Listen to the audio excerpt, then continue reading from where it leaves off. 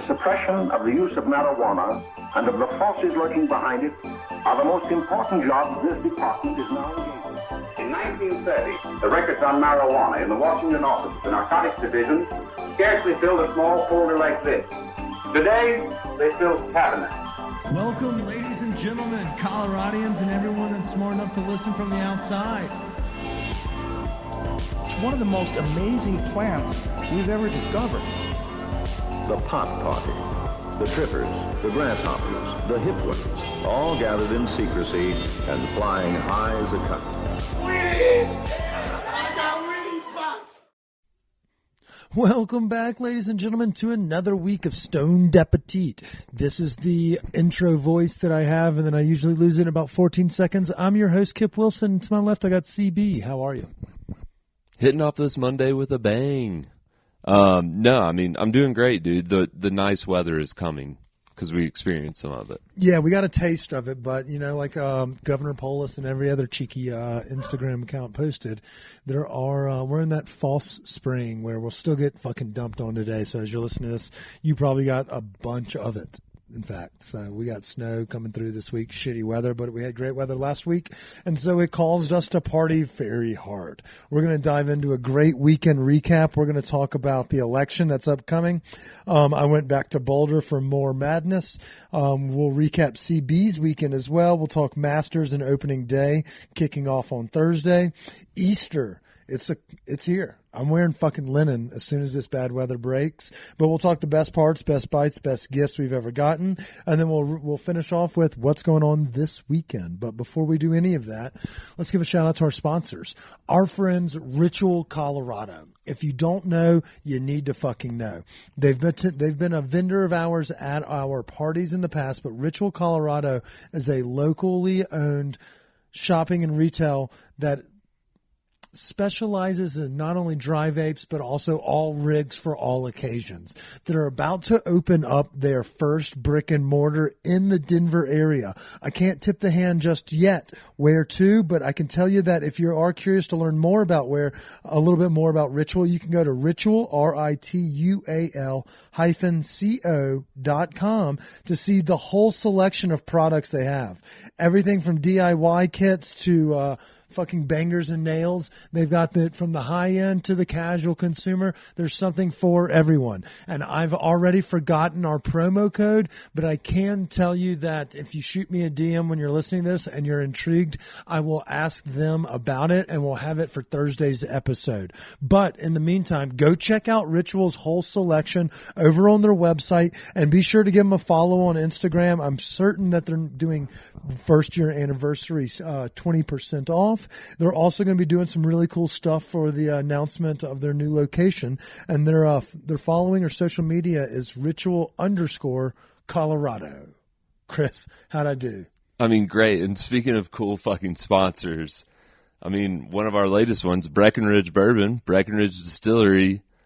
While we weren't able to attend the Apres Anywhere party on Friday, yeah, we made up for it, or at least I did at home. Because I have a bottle of their rum cask finished bourbon. And let me tell you, after catching a buzz Friday night, I came home and decided to have a little nightcap. Just had it on the rocks. And it was fucking delicious. Dude, you're not lying. That stuff really does hit. And they have a litany of different whiskeys. But if whiskey maybe isn't your thing, or as we shift gears into the warmer weather, they've got great vodkas, gins, and rums too. So, I mean, there's a product for everyone on their line. But I'm glad to hear you're getting lost in the sauce on Friday. Oh, dude, it had a great taste. And, like, it was a perfect nightcap. Perfect nightcap. I love it. I love it. Well, we've got a kick-ass episode for you. I gave everyone the rundown earlier on, so let's dive right into it. Obviously, you caught a fade on Friday. What else did you get into this weekend? Well, I mean, like, let's start with, like, just all of last week. I was finally introduced to Little Arthur's Hoagies, which were delicious. Yeah, but you had to shit like a rope after that, though. Just hoagie after hoagie, like 7 feet of food. I swear to God, it feels like I gained like 10 pounds last week. But no, power went out Friday, so we hopped down the street to Sloan's Bar and Grill. Because of the fucking wind? Yeah, dude, it was that brutal. Shit was gnarly. So I think a lot of people over in the kind of West Denver, Edgewater area lost their power. So we stopped by Sloan's Bar and Grill and had a little happy hour. Oh, okay. Is that the one that's a little deeper off the cut, not on the on Yeah, the like main you go drag? straight back 25th, and it's like It a kinda little has bit a little past. bit of like a wooden interior decor. Yeah. No, it reminds you. It's basically like a modern day Applebee's decor. Yeah, you're Where probably you feel invited. yeah. And there's not weird shit all over the walls, though. like at Shenanigans.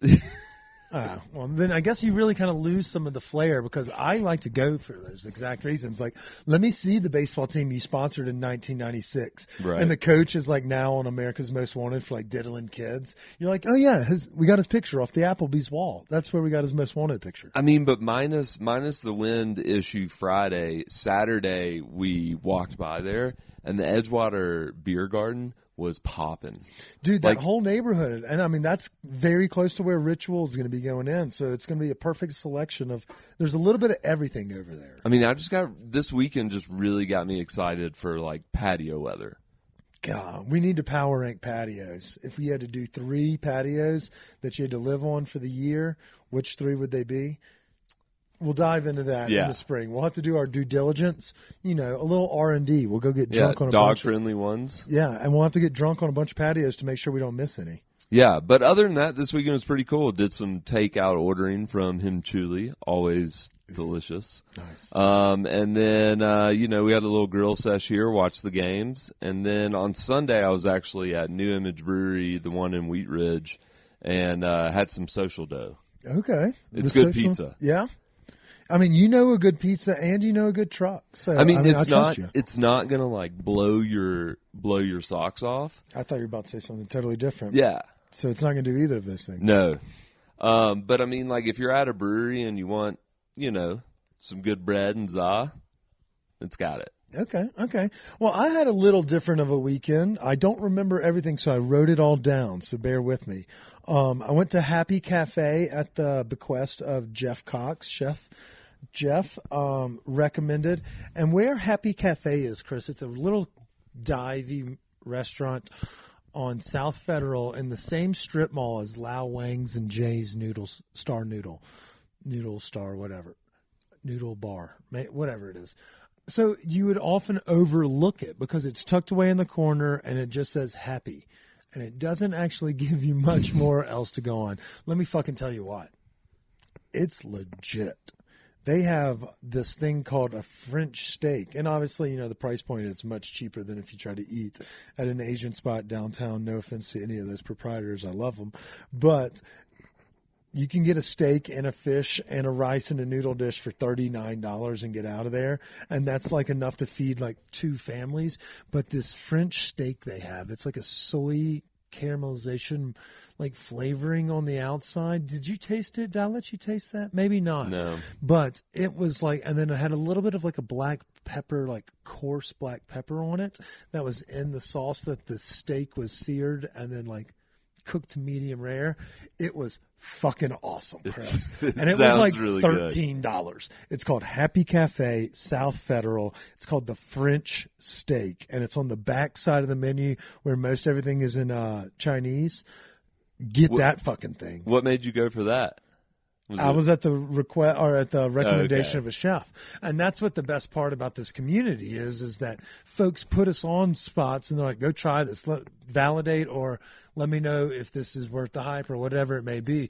And let me tell you what, fucking Happy Cafe is worth the hype. Is it a big menu? Like, Yeah, or it's not like Cheesecake Factory. No, right. I went to like some random Mexican place next to a Walmart, like the hole in the wall spot. That place had like 30 fucking pages. It was like a solid 6.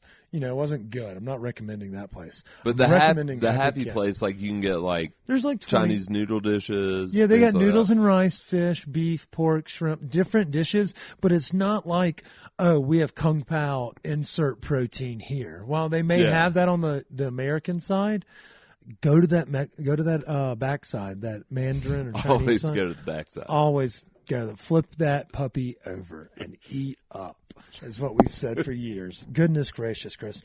I also went to the THC Classic, which is the Roosters cannabis event, and got blackout drunk there. So that was a really great time. You know, I mean, went and networked my balls off. It was at Temple, right? Yeah. Yeah. I mean, you could have gotten Nappy roofied. Roots was there. Yeah, I got roofied. I roofied myself. But being a fucking idiot. What's it called? Just being straight dumb. But Nappy Roots was cool. I remember them singing "Oh No," which was nice. Hell nah, man. Gone up and done it. Okay, so that kind of recaps my weekend and the best things I ate. You cooked a pretty good meal as well. Those burgers from Marzix, I highly recommend it. I was on the struggle bus and was supposed to go to lunch with a buddy on Friday, and just straight up I was like, I can't do it. I can't do it. It happens. Yeah.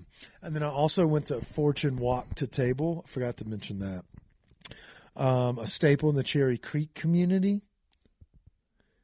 Big stuffed dumplings. The hot and sour soup, though. I'd say the dumplings are like a 7.7. The hot and sour soup, Chris. We're going to have to do a hot and sour soup tour because I fucking can find some good ones, and I know where to avoid now. That one's good. Ming's is really good. What do you look for in your hot and sour soup? I like a darker hue just coming out the gates. I feel like less is more when it comes to like the extra gradu that's in it. So like the one, I'd say dial it back on the cabbage, you know, and maybe up it a little bit more in the tofu, you know, kind of department, because it kind of goes down the gullet and doesn't steal as much of the broth space. Whereas you're looking for that broth slurp. You know, we're not looking for I don't want to have to fucking chew with this soup. And that's sometimes what you have to do with the cabbage. But you want the broth to have some some thickness. Yeah, you don't want like, it to be like gelatinous, but you have to have a gelatin base. Because I hate the like light colored ones that you're just like, oh well, there's is just a texture like broth. to it. Yeah, and you don't want it like cum texture. It needs to be better. It needs to be more viscous than cum, but less viscous than like a miso soup. You know what I'm saying? I got you. Yeah, so we'll come up with a scoring system for that and for patios in the coming weeks. On the scale of 0 to sperm, where does the hot and sour viscous fall? We'll have to do like a study where we pour it down like a piece of wood and see how quickly it travels. That sounds scientific to me. Yeah. Well, Chris, we're not skipping anything here in 2023. I know everyone's curious about what else we have on the docket, and so we should probably dive in to what else is worth talking about. And the first thing is Denver's mayoral elections. Everybody and their mom is a fucking candidate. Who do you have on the docket? Who are you leading with as a Denver voter? Because it seems like it's going to be a runoff. There's so many candidates. No one's going to have 50, right? Oh, yeah. There's not a shot in hell somebody gains 50. I don't know. I mean, like, it's hard to tell because there's so much. Everyone is talking about the homeless situation. And some candidates they all say the same things. Like, you know, we need to address this. We need to do this. Some candidates have also offered up methods of somewhat questionable ways to handle it. And, you know, I mean, regardless of that, like, the whole issue is going to take a while to address. It's not like it's not a quick fix. No, it's not. But then, like, there's certain ways to approach that, and one is definitely not, like, arresting people and things like that. And I think some people haven't, like, shied away from doing something like that to enforce camping bans. But I'm thinking, like, based on some experience and kind of his approach to problems, I kind of think Mike Johnson is a good candidate. I keep hearing that name, and I'm not a Denver voter, so I can't vote, but at the same time, I keep hearing that name, a Kelly or maybe a Kim. And then we know Leslie Harrod as well from the community. She's also very heavily entrenched in the food industry, and she seems to know like every fucking pop star everywhere. So, we see her a lot. She's been on like Denver City Council for a while. She has, and she's done a lot for, you know, different communities that she can actually like prove. Like she has a little bit more. There's proof in the pudding, right? But it seems like Mike seems to have some of those more like realistic talking points and like actual plans that he wants to bring into office. Yeah, and I think also he has a background as an educator, and so I think like with the So he current makes poor decisions. Yeah. So I think what grade did he yeah. teach? What class did he teach? Because is he getting away with like 4th grade PE where it's just kickball and like, t-ball, things of that nature? What was he a teacher of? I'm not sure. Damn it. I'm sorry. I should have prepped you. But yeah. But I mean, anyways, though, I think that with the current situation in Denver and with the problems with Denver public schools right now with gun violence and things like that, I think that's going to be an issue moving forward, obviously. Not just here, but in the country. But having somebody with that educator perspective might be advantageous to spur that conversation and have like a little bit more clout or validity to their claims or questions or and I thoughts. think Leslie is a strong candidate too, but I think like also while like city council may be kind of like a positive for coming into this role, it can also be like a negative in a way that, oh, you've been there, like you're still thinking with this current machine. Yeah, and it seems like Mayor Hancock has not done himself any favors here as he's going on his way out. Like, ignoring the will of the people. And it seems like the student resource officer conversation and the issue is also a hot button topic. And I agree, like, that's also not a short fix. But one thing you said that kind of resonated with me is that it's not just a Denver problem. And I think the unhoused community issue is in that same camp. Like, you hear of it in more of the progressive cities because there is a little more leniency in how they handle or, the conduct around how they handle it.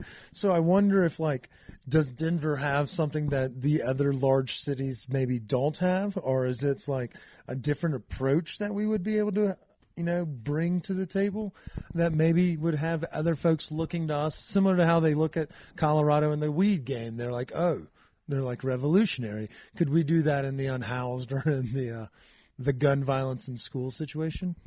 I mean, I imagine we could do something like that with the homeless. I don't know what models to go off of from other cities, but I don't think there is like a positive like situation unless you look at like Europe, I suppose. But at the same time, there's areas in Denver that you can kind of make affordable housing. Like, think about that. Didn't they just buy that hotel? Yeah, I mean, I think they've done a few things, but then also, like, the land out there off Colorado Boulevard where the golf course is. Yeah, over where Park Hill is. You could make that into affordable housing with, like, resources and things to help the homeless. Like, it's just a matter of, like, I don't know how much authority the mayor has over things happening in the city. Yeah, I don't know exactly how it trickles down, like what can get vetoed by. Because they really can't tell Denver Public Schools what to do. Really? No. Yeah. Like, that's all the school board. And, like, so Hancock, that whole issue with the... Yeah, I've heard it's just... it's not good. Like, you can't... So I don't really know what a mayor can do, but I know a mayor can prevent certain things from happening. And I think Hancock fucking fucked it with development and shit like that. Well, I mean, I guess we'll see how this shakes out tonight, this evening, as the poll numbers roll in. All ballots have to be submitted by the end of April 4th tonight as you're listening to this. If you're listening to this after the fact, then just get ready for the runoff. I imagine it'll be a couple folks because it seems like it's going to be split pretty wide. Yeah, I think CPR News has a good, like, if you go to their website, they have a good way to look at all the stuff. And then I think there's, like, debates that some of the local news teams have recorded. Okay. But, yeah, we'll see. Yeah. So we've done weekend recaps. We've done election time. Let's talk about the coming week, Chris, and then we'll get out of these folks' hair and let them get back to work. We have a fucking doozy. Opening day downtown. It's like the one day where everybody descends on there and it's like happy and positive about the baseball team, and then they'll shit the bed by mid-May and it won't matter anymore. But it's going to be a vibe. And it's going to be shorter than any other opening day ever. Yeah. with the new baseball rules, so for those that maybe aren't as up in the loop, there's a pitch clock, so these pitchers can't dilly-dally on the mound anymore, and so literally games go 2.5 hours. And so if you're trying to bring young kids, like a family game, it's actually going to be much more advantageous for you. And if you're trying to watch on TV, then you've really got to find some new hobbies. But obviously you knew that already. You listened to this podcast. But at the same time, Rockies are going to be dismal. So just playing it around when the good teams come to town to beat our brains in. That's the best advice I can give. Also, don't go on opening day because the tickets are astronomical, and every ticket after that is like $6 or below.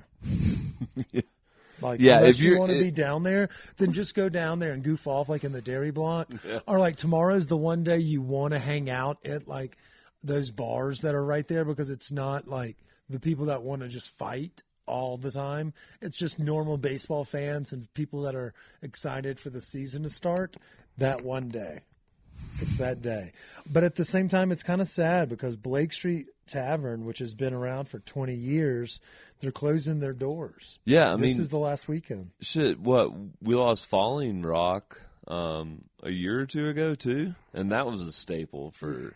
And then El Chapultepec, obviously, during COVID. And then I think the guy that owns...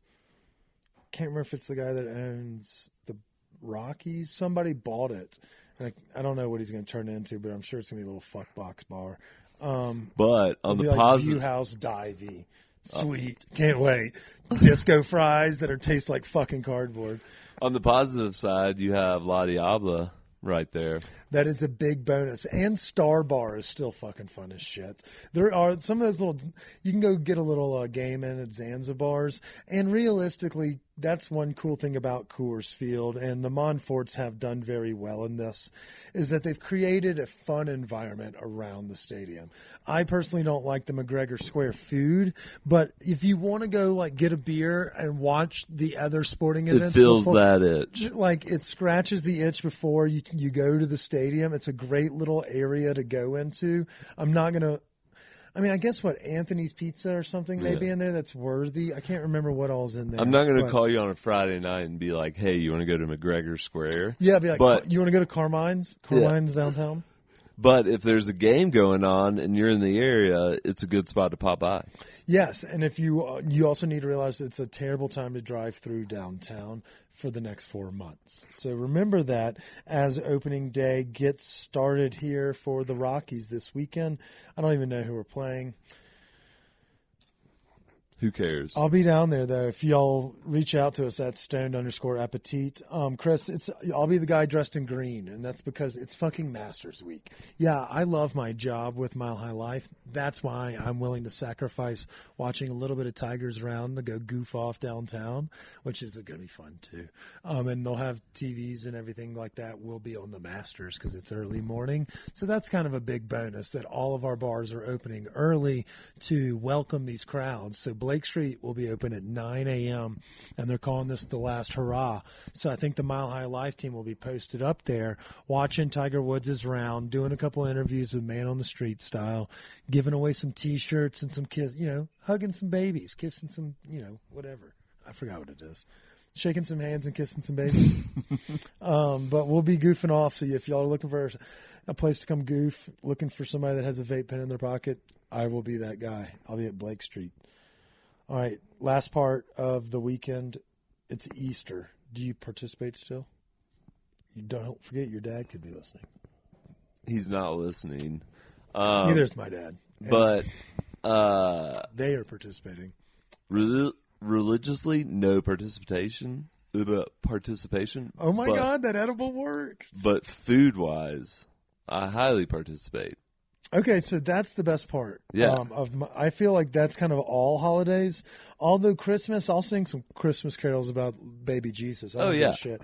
But you can have all the holidays about all the things. It's the food that is associated with it as to how I respect your holiday.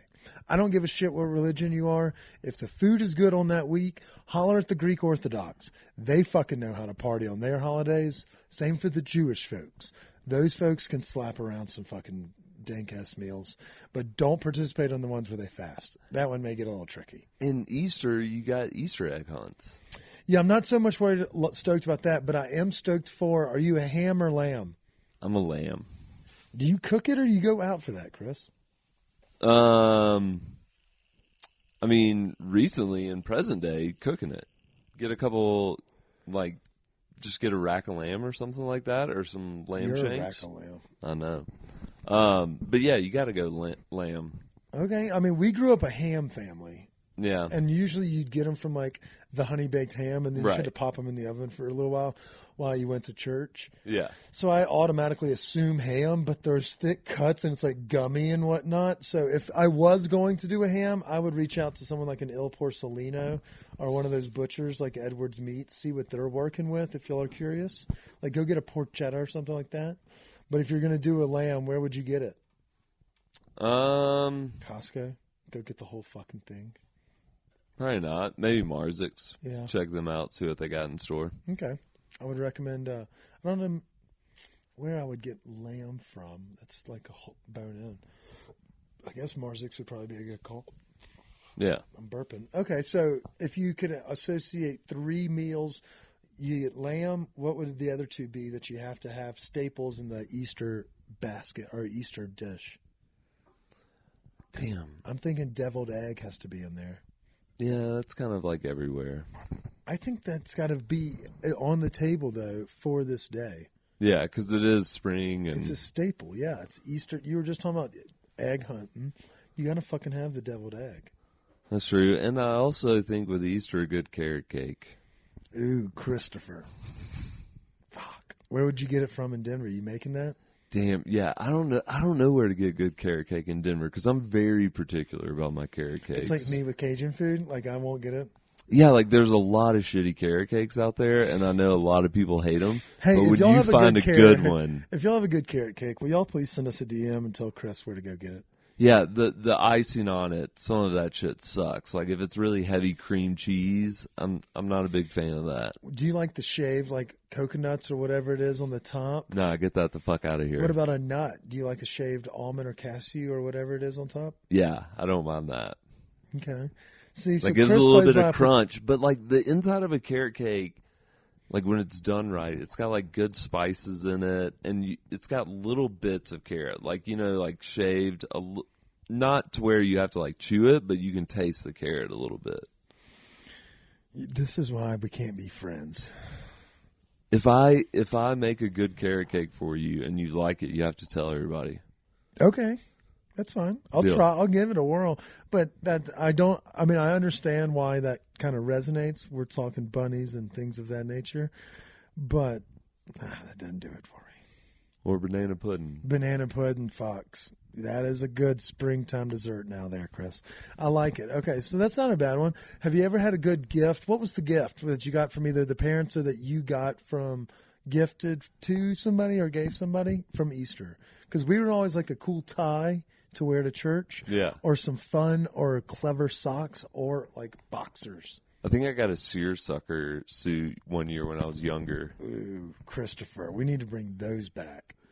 Linen, that time. I'm linening. I'm going for 50 days this year. But we used to get our little like Easter baskets. They would be outside our door in the morning, and they'd have like the chocolate, big egg, the big bunny. Like did you chocolate. like yours full or hollow? I liked it full because when it was hollow, it just like fucking crumbled. Yeah, but the big one, like we were always leaving the refrigerator type people, and then you had to like fucking gnaw on it, like. But like you're a dog on a bone. The Reese's Pieces egg shape, or the Reese's cups in egg shape. Those slap hard.